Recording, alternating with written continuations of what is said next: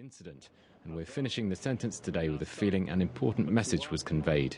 The wave of killings of which al-Sharif's attack was a part is over. It achieved nothing except the deaths of many. Abdel Fattah al-Sharif is dead, Elor Azaria is heading to prison, and the long conflict between Israel and the Palestinians grinds on. Johnny Diamond reporting. Abdel Fattah al-Sharif, the young Palestinian man killed by Elor Azaria, was the oldest of 5 siblings. His father is Yusri. He's been following today's sentencing from his home in Hebron in the West Bank. Does he believe justice has now been served? I was not surprised.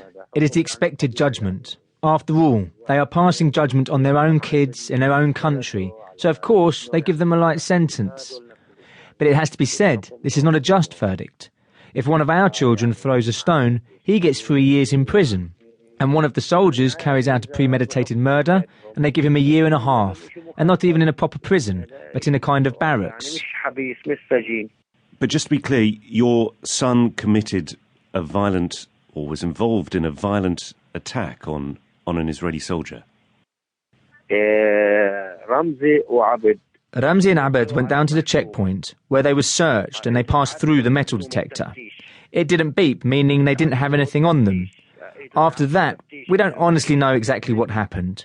What we do know is that it was after they passed through the checkpoint and the search that they were shot. The Israelis claim that the boys tried to stab them. They killed Ramzi and they shot my son. He was spread-eagled on the floor, incapacitated, and then they shot him.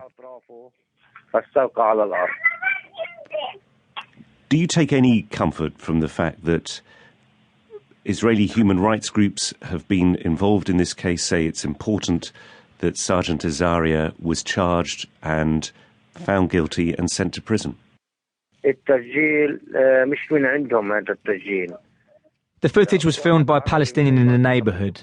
The video was already spreading widely on social media. It is very, very few of the Israelis who are against this kind of behaviour. Most of the Jews there won't offer any help to us. They don't like Arabs. They don't like Muslims. Mr. Sharif, how long have you lived in Hebron? Oh, from a long, long time. My kin have been here for around 700 years. What's life like at the moment in Hebron?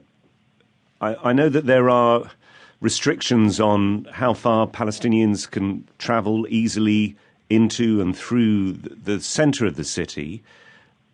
Is that the same as it's been for a long time, or are things getting easier, or are things getting worse? There is great pressure on us and lots of problems. It is very hard to move around with lots of military checkpoints. Everything is difficult, it is dangerous. There is no freedom of movement, not on a single street. From day to day, they can decide where is open and where is closed. Journeys can take hours where they should take minutes. I hear what you say about the pressure that you feel that you're under. What are you saying to your other children to try and persuade them that they need to make sure they don't get into any trouble? We try to help them keep out of trouble and to avoid the occupying soldiers, to avoid the checkpoints, just to stay safe and out of danger's way. That